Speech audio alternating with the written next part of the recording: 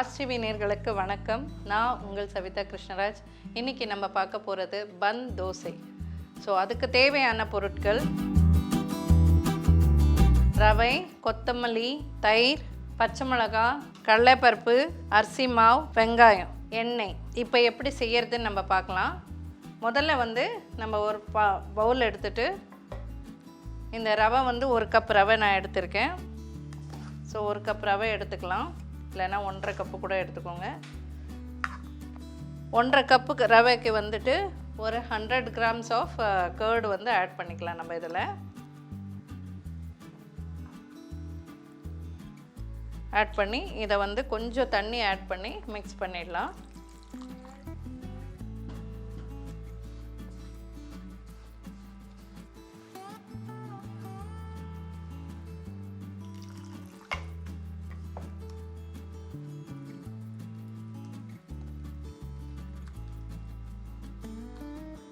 So இந்த மாதிரி mix பண்ணிவிட்டு இது ஒரு 10 மினிட்ஸ் வச்சிடலாம். இதை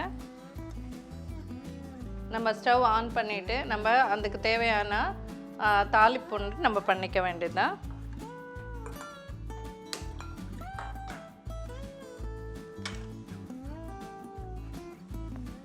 கொஞ்சம் வெங்காயம் எடுத்து கட் பண்ணிக்கிட்டு நீங்கள் என்ன வேணாலும் போட்டுக்கலாங்க. இந்த பன் தோசையில் கேரட்டு, பீட்ரூட்டு அந்த மாதிரி வெஜிடபிள்ஸும் நீங்கள் போட்டுக்கலாம்.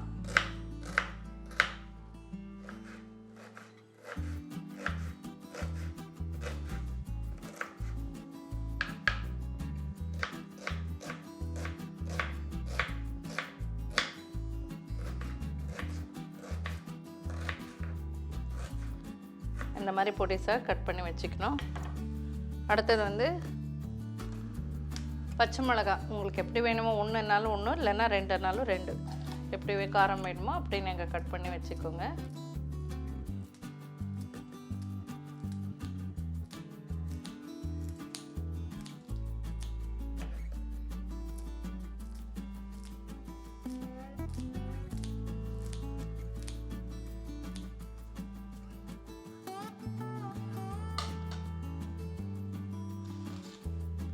ஸோ அவ்வளோதான். இப்போ ஸ்டவ் ஆன் பண்ணிவிட்டேன். ஒரு 2 ஸ்பூன் எண்ணெய்,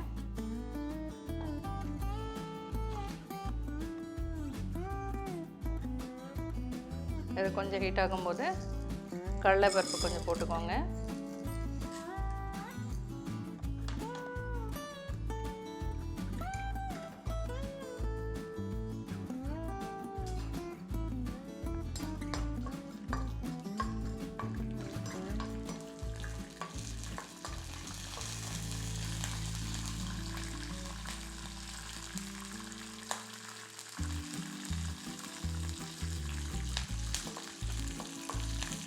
இதில் நான் இப்போ தாளிச்சிட்டு கொஞ்சம் ஜஸ்ட்டு தாளிக்கிறதா தாளிச்சிக்கலாம், இல்லைன்னா வெறும் கடலைப்பருப்பு போட்டு இதை போட்டுக்கலாம்.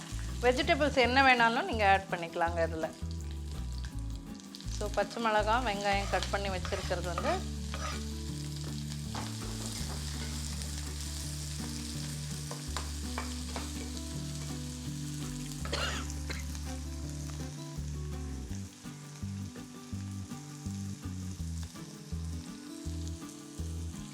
இதை ஆட் பண்ணிட்டோம். ஸோ இதோட கொஞ்சம் கொத்தமல்லி,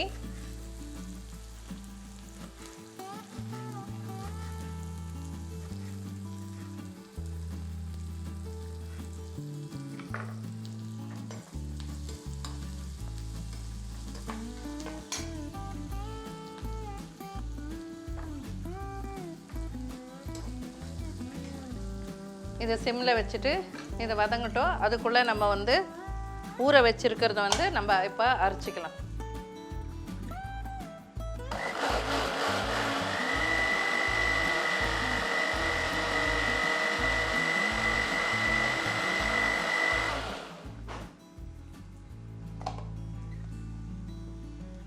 அவ்வளோதாங்க. ஸோ ஒரே ஒரு அடி அடிச்சிட்டிங்கன்னா இந்த மாதிரி வந்துடும். ஸோ இதை நம்ம இந்த பவுலில் போட்டுக்கலாம்.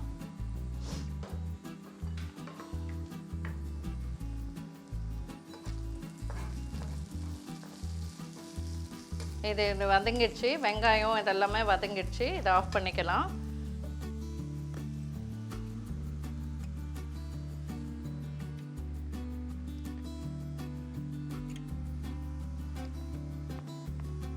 ஸோ இதில் வந்து இப்போ ரவையும் தயிரெல்லாம் அடிச்சாச்சு. இப்போ இதில் கொஞ்சம் பச்சரிசி கொஞ்சமாக வந்து ஆட் பண்ணிக்கோங்க.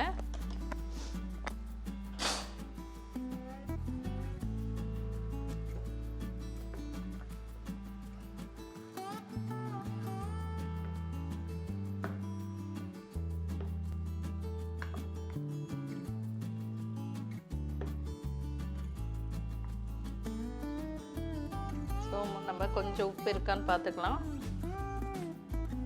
இருக்குது. இந்த கன்சிஸ்டன்சி இருக்கணும். ரொம்ப தண்ணியாகவும் இருக்கக்கூடாது, ரொம்ப கெட்டியாகவும் இருக்கக்கூடாது. இந்த கன்சிஸ்டன்சி இருந்தால் போதும். ஸோ இதில் இதை இப்போ வந்து நம்ம தாளித்து வச்சுருக்கிறது இதில் போட்டுக்கலாம்.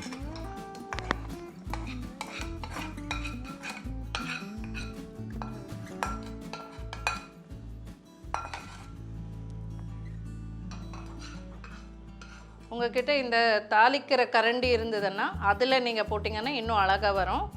ஸோ நம்மக்கிட்ட இதுதான் இப்போ இன்றைக்கி இதுதான் இருக்குது. ஸோ இதெல்லாம் இந்த பேன்லேயே நான் போடுறேன். இது போட்டு நல்லா கலந்து விட்டுடுங்க.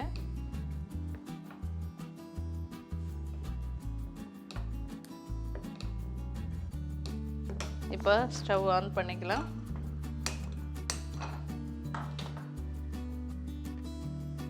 இப்போ ஸ்டவ் ஆன் பண்ணியாச்சு. இப்போ நம்ம வந்து இந்த பேன் வைக்கிறோம். நீங்கள் வந்து இன்னும் சின்ன பேன் இருக்குன்னாலும் தாளிக்கிற பேன் மாதிரி இருக்குன்னாலும் நீங்கள் அதை யூஸ் பண்ணிக்கலாம். எதுக்குன்னா அது வந்து சின்னதாக எவ்வளோ சின்னதாக இருக்கோ அவ்வளோ உங்களுக்கு ஃப்ளஃபியாகவும் வரும். இது பன் தோசை உங்களுக்கு நல்ல அழகாக சாஃப்டாக வரும். ஸோ இதில் நம்ம வந்து ஒரு ஸ்பூன் எண்ணெய் போட்டு ஒரு கரண்டி மாவு போட்டுடணும்.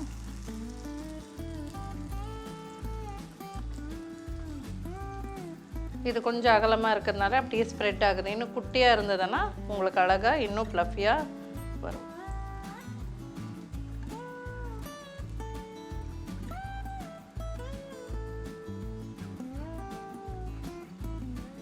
நீங்கள் சாதா தோசை கல்லில் ஊற்றுனீங்கன்னா கொஞ்சம் அவ்வளோ ஃப்ளஃபியாக வராது. அதனால் தாளிக்கிற கரண்டியில் ஊற்றுனீங்கன்னா இன்னும் ஃப்ளஃபியாக வரும் உங்களுக்கு.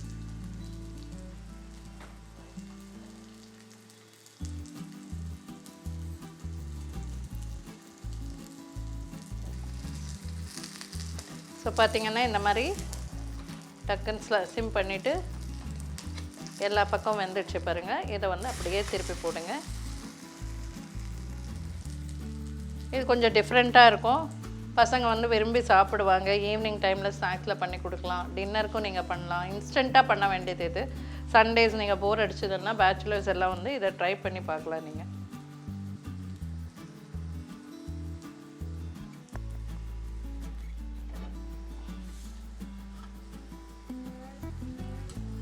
அவ்வளோதான்.